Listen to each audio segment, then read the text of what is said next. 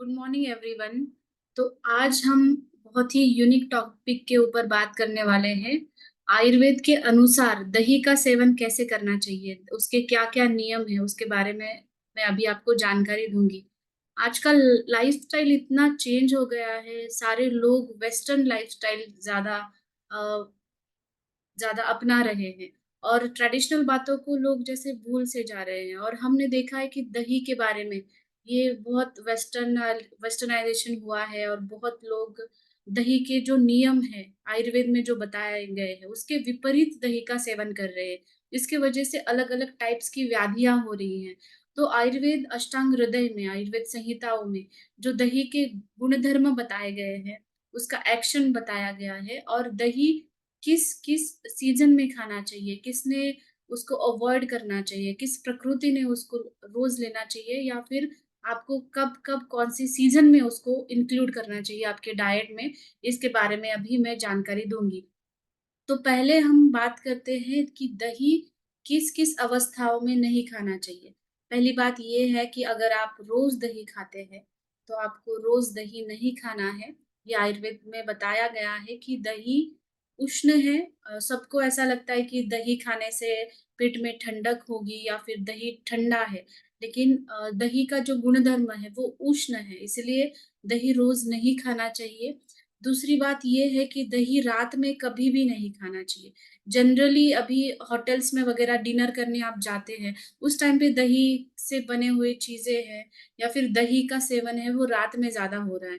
तो दही रात में बिल्कुल नहीं खाना चाहिए। इसका रीजन है कि दही का गुणधर्म जो आयुर्वेद में बताया है वो गुरु है। गुरु मतलब हेवी, हेवी टू डाइजेस्ट। आप जब दही खाते हो वो डाइजेशन में भी हेवी होगा। और दही को एक अभिसंधि कहा गया है आयुर्वेद में। अभिसंधि इसका मतलब होता है कि शरीर में कहीं पे भी आपकी सूजन है या कहीं पे भी दर्द है उसको बढ़ाने वाला। तो इसकी वजह से दही रात में भी नहीं खाना चाहिए।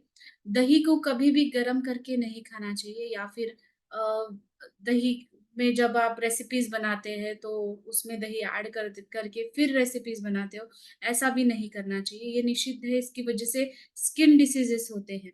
और ये जनरल नियम है, लेकिन सीजन जो बताए गए हैं दही नहीं खाने के, तो सीजन में आप ग्रीष्म ऋतु में दही नहीं खा सकते, जैसे समर सीजन में, क्योंकि मैंने पहले कहा कि दही उष्ण है।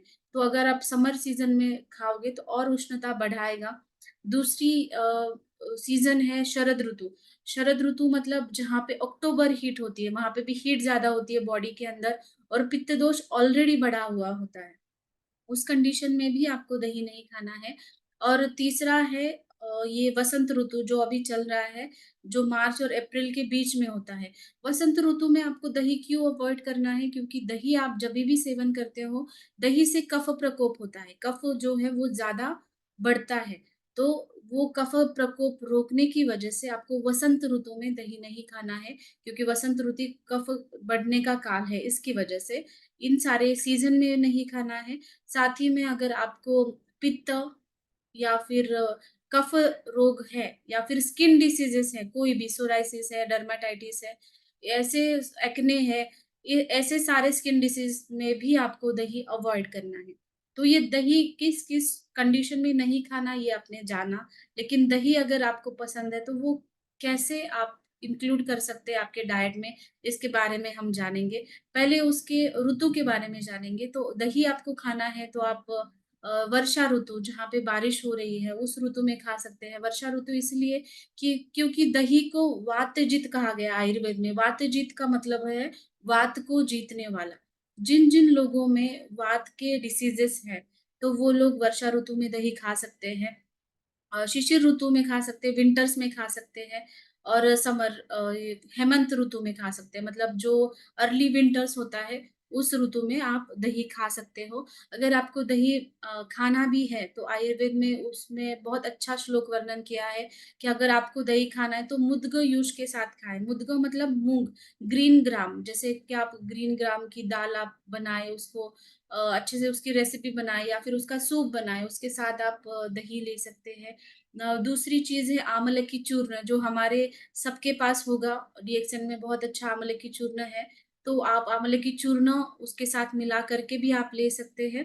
और तीसरी बात है शहद। शहद आप देख रहे हो हमारे पास मल्टीफ्लोरा हनी और तुलसी हनी है। तो शहद एक एक चम्मच आप एक कटोरी दही में डाल के लेंगे तो आपको दही के वजह से जो भी तकलीफ होती है, लाइक कफ बढ़ना या फिर शरीर में कहीं पे सूजन होना या फिर दर्द होना, ये चीजें नहीं होंगी।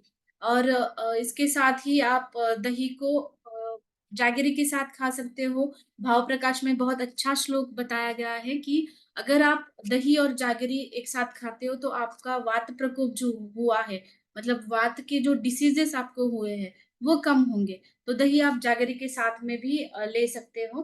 तो ये सारे आपको मेन याद रखनी है, और इन सब के साथ नहीं खाना है तो आप मिश्री के साथ खा सकते हो, जिसको खंड शर्करा कहते हैं आयुर्वेद में, जो बड़ी-बड़ी स्टोन शुगर जो आती है उसके साथ आप खा सकते हो। अ, अगर आपने इन सारे नियमों को ध्यान में ना रखते हुए दही सेवन किया तो आपको कौन-कौन से डिसीजेस होते हैं, वो अष्टांग हृदय में बताया है। उसमें बताया है ज्वर, अश्रु, पित्त, विसर्प, कुष्ठ, पांडु, भ्रम प्रदम। इसका मतलब है ज्वर हो सकता है आपको, मतलब फीवर आ रहा है, उसका कोई रीजन नहीं होता, फीवर ऑफ अननोन ओरिजिन होता है, तो वो फीवर भी आपको बार-बार आ सकता है। अश्रु मतलब आपको रक्त दुष्टि हो सकती है, त्वचा रोग हो सकते हैं, स्किन डिसीजेस हो सकते हैं, सोराइसिस जैसी कंडीशन, ब्लीडिंग डिसऑर्डर्स भी हो सकते हैं इसमें। विसर्प यानी स्किन डिसीजेस हो सकता है आपको। और पांडु इसका मतलब होता है एनीमिया, आपको आयरन डिफिशियंसी हो सकती है। आयरन डिफिशियंसी इसलिए हो सकती है क्योंकि आपका एब्सॉर्प्शन जो है आयरन का या फिर न्यूट्रिशन का एब्सॉर्प्शन अच्छे से नहीं होता।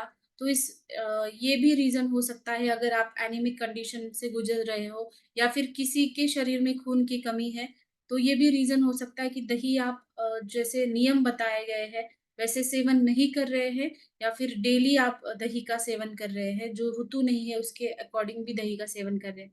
और एक बताया गया है उसका साइड इफ़ेक्ट भ्रम। भ्रम का मतलब होता है वर्टिगो या फिर गिडीनेस, जैसे चक्कर आना हो गया या फिर सर चकराना हो गया, या फिर हेडेक हो गया। ऐसी कंडीशन आपको इस अवस्था में मिलती है अगर आप दही बिना नियम फ़ॉलो करे आप दही लेते हो। ओके, तो दही के बहुत अच्छे भी गुणधर्म बताए गए हैं, जैसे दही को रोचन बताया गया है। रोचन मतलब रुचिकर, आपके आहार में आप अगर आपको रुचि नहीं मिल रही, तो आप रुचिवर्धन करके भी ये दही ले सकते हो, टेस्ट एनहांसमेंट के लिए। दही को अच्छा दीपन पाचन बताया गया है। पाचन मतलब डाइजेस्टिव फायर को, जठराग्नि को वो नियमित करने वाला ऐसा दही बताया गया है। तो इस कंडीशन में भी आप दही यूज़ कर सकते हैं। और वात के व्याधियों में तो दही इस्तेमाल होता है। दूसरी बात है पीनस, जिनको साइनस की ज़्यादा तकलीफ होती है, मतलब उनके साइनस में कफ जमा रहता है, वो बाहर निकलता नहीं है। इस कंडीशन में जो नया-नया जैसे पानी ही निकल रहा है सिर्फ़, इस कंडीशन में भी आप दही सेवन कर सकते हो। लेकिन दही का सेवन जो चीज़ों के साथ मैंने बताया गया है, जैसे आंवले की चूर्ण है, हनी है या जैगरी है या फिर खंड शर्करा, ये सारे मिक्स करके ही आपको दही का सेवन करना है, कभी भी आप सेवन करते हो। तो आपको इसके बारे में कोई भी डाउट है तो आप कमेंट सेक्शन में आप लिख के पूछ सकते हो आपके डाउट्स, या फिर आपको डिसीज़ के रिलेटेड कुछ बात करनी है, तो आपको क्लिनिक के नंबर पे भी आप कॉन्टैक्ट कर सकते हो। तो थैंक यू सो मच। दही के बारे में हमने ये जानकारी दी है। अगले सेशन में मिलेंगे कुछ और नया टॉपिक लेके।